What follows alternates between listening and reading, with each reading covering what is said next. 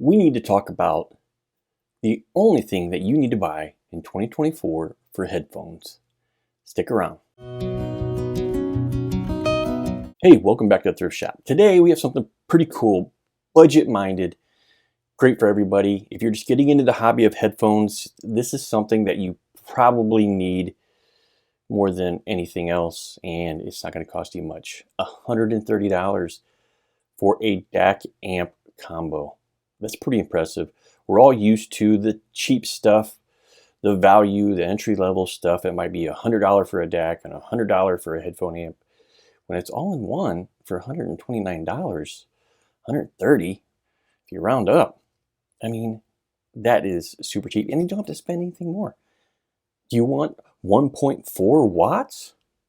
I mean, come on, crazy performance for what you're getting nowadays. So completely amazed by this. This is the FiiO K11 down here. Beautiful thing. I'm sorry that it's out and I can't pull it up. I will do a demonstration. I'm just out of wire. So again, APOS sent this out to me. All thoughts and opinions are mine. I can say whatever the heck I want to say about this thing. Appreciated APOS, greatly appreciated. And this is something that I really enjoy. I think FiiO over the past year has just stepped it up. They are in their A+ game. Hopefully get to their S game pretty soon. But it's quite amazing, really, the turnaround of FiiO from some of the products that they made. Lackluster. They had some great DAPs, but just seemed like everybody was outperforming them, whether it be for price or just overall performance. FiiO, the headphones, everything they're producing seems to be really great. And this value item is absolutely amazing. So K11 here can put out 1.4 watts, as I mentioned, and I think that's absolutely outstanding for quality nowadays. You do get 3 gain modes. You can change this. It's not showing up on camera that well. I actually have it flashing in and out, so you'll see it. On camera, it looks white, but it's actually purple right now. So that is a camera trick. Not sure why, but you have like red, blue, green, yellow. It's not infinite colors, but you can pretty much kick whatever colors you want, and you can change if it's flashing or if it's solid. You have 3 brightness levels. I think you can even maybe turn it off. So yeah, it's pretty cool if you're into that kind of stuff. But I do think it's tasteful the way that it's done. You know, you get a lot of functions with this. So you do have a 1/4 inch or 6.3 millimeter headphone output. You get a 4.4, and it should be noted that talking about the specs for a little bit, that single-ended output is 520 milliwatts, or it's 1.4 watts out of 4.4. So if you really want the power, you're going to need to use the 4.4 balanced output. Unfortunately for me, and the things that I talk about today, I don't have any of those for my headphones. I do have some IEMs, and I do feel like you do get a little bit better performance just using the 4.4. But for most of my headphones that I used to really test the power, I didn't have 4.4. So maybe I need to get a 2.5 to 4.4 just for that test. That's a mental note for myself, but it is what it is. So let's go into the specs. We got to get this over. So it comes in 2 colors: obsidian black, midnight silver. I'm trying to feel if it's metal or plastic. I mean, it almost feels like metal. I got no idea. Let's see. The DAC is a Cirrus Logic CS43198. I am not the biggest fan of Cirrus Logic. I think in many cases they're laid back, and maybe that's the sound that you like. I prefer a little more detail. As you know, if you watch this channel, I love R2R DACs. But on the chip-based DACs, whether it be ESS, Sabre, AKM, historically, just from my perspective, Cirrus has been a little bit softer, relaxed, laid back, and there's nothing wrong with that. It's just not the sound signature I prefer. And I have to say that this DAC chip is a total complete change for Cirrus Logic that I've heard. It sounds like an AKM DAC to me, but even better. So thumbs up on the DAC chip. Audio formats, you can do 384 kilohertz, 32-bit PCM, or DSD 256. The power coming in is going to be a Type-C, a USB Type-C. You can see this thing's like the size of a hand. So this thing is tiny. It's about 407 grams. The power input is, so one key factor here is even though you're plugging your USB Type-C in, that is for not for power, that is for getting data. You do need the external 12 volt 2 amp power brick. I'm not a big fan of power bricks, but $129, I can let that slide. Let's see, frequency response at 20 to 50 kilohertz, signal to noise ratio of 123 dB, A weighted, and THD plus N of 0.00035. So squeaky clean, not like a topping DAC where it'd have a couple more zeros, but still absolutely good enough. And this thing does keep going back to sleep, so it's a really cool function that the face goes dark. I'm not sure if I'm going to go through all the menus, but it is pretty cool. You can get into this thing. Again, you can change all of the lighting functions. You can change filters. You can change if it goes to PlayStation or normal USB. So if you have a PlayStation, you can use this, which is really, really cool. And please note, if you by error hit that, you're not going to get any sound out of this. It's not broken. You'll have to switch it back to number 2 on the USB style. It'll work fine. I tested it, and my data did not work.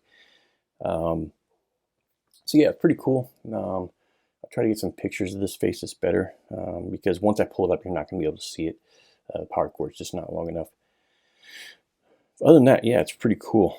On the back, you do get preamp outputs. Again, I will show this to you. So with that said, let's do a unit tour. All right, time for a little unit tour. So we've got the front here. As you can see, you do have your 1/4 inch 4.4. You do get your nice little dial here. Again, you press the button. You can control what you've got going in. There you go. There you go. We'll do a long press. There you go. Get your gain, output, filter. This is your USB if you want to go to PlayStation or normal. And this is your display, what you want to do. You can update the firmware, reset the firmware, it tells you what firmware version, and return. So pretty cool. On the front, again, not much to look at. But you do get a nice volume dial. I don't know if you can hear that, but a little clickety click, and you know it's a multi-function button. On the back, you do get your power, your USB-C.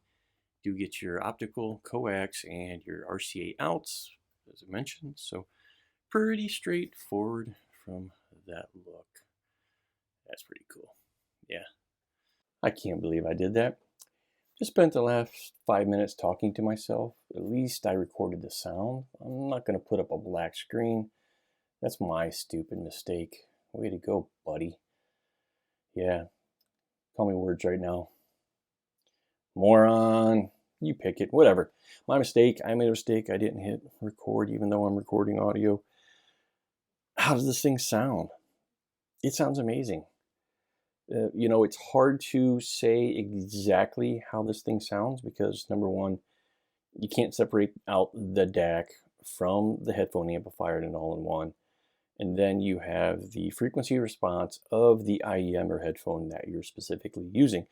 So taking out my kind of stethoscope to the whole DAC and amp area, these are the Awful Performer 8s. They were just wound perfectly and kind of get frustrated by picking them up. But still, my value IEM, if you want detail and you want to know what detail sounds like in an IEM, maybe you're coming from headphones and you want to try IEMs, Awful Performer 8 is absolutely amazing. Kind of the best buy that, again, under $500, absolute crusher. I do think something coming up in the near future may beat this, but we'll see. But absolutely amazing. And I do feel like some of the differences, obviously it's a perception of detail, especially with chip-based DACs that over R2R DACs that give you that kind of perception, because there's that kind of a digital edge to the music versus an R2R DAC. But it just feels hefty in the bass. I felt like I was getting a little more rumble and a little more texture out of these IEMs, with that kind of sound coming out of the FiiO K11. Now, really where I needed to do some testing was headphones, and again, I didn't have really the 4.4 to really test out all my headphones. So what I did do is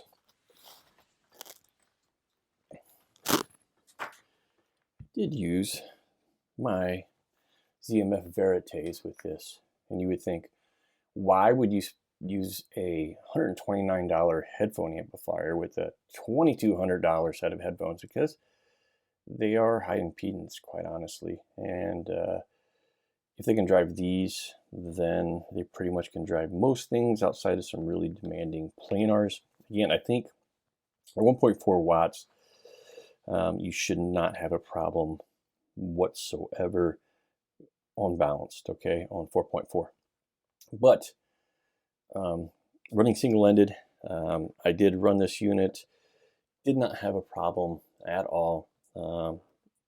I kept my unit on high gain the whole time. So because it seems like when you turn this dial, it feels like the first 20 or 30 increments, volume increments really don't do much. So you might as well at the end of the day just put it on high volume or high gain and just go from there. So that way you're in the lower part of the volume side for your IEMs and your upper side. I was running these between 70 and 80 on the volume dial here. I can say it wasn't the most dynamic sound that I ever heard from a headphone amplifier. And I do believe, because that is only basically half a watt at 32, and it's actually only 60 milliwatts into 300 ohms. So we're not getting a lot of power into high impedance headphones such as the Verité here. So it would have been a lot better, because using the 4.4 would have been about 250 milliwatts of power coming into these, and that would have been fine. And all I needed connector is a 2.5 to 4.4, which I don't have. Maybe that's something I'll try to get in the future. As I do, and most people are migrating more to 4.4. So as I get new IEMs, as I get new headphone cables, I will include a 4.4.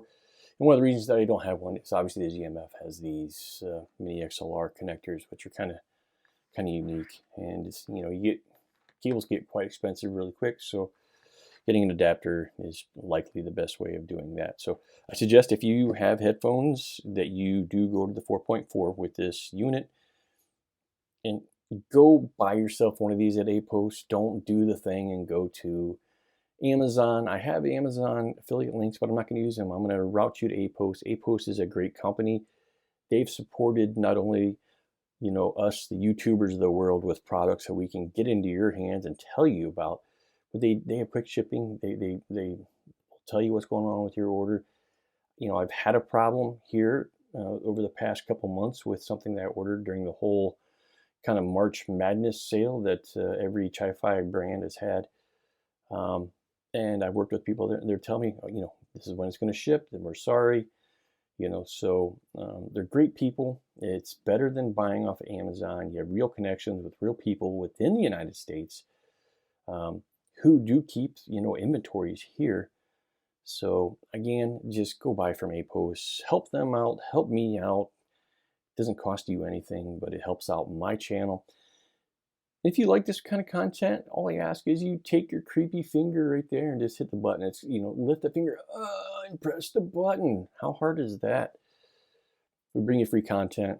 All we ask is you add a comment, like, subscribe, cost you nothing. And we appreciate everything that you do. Peace, and you have yourself a great day.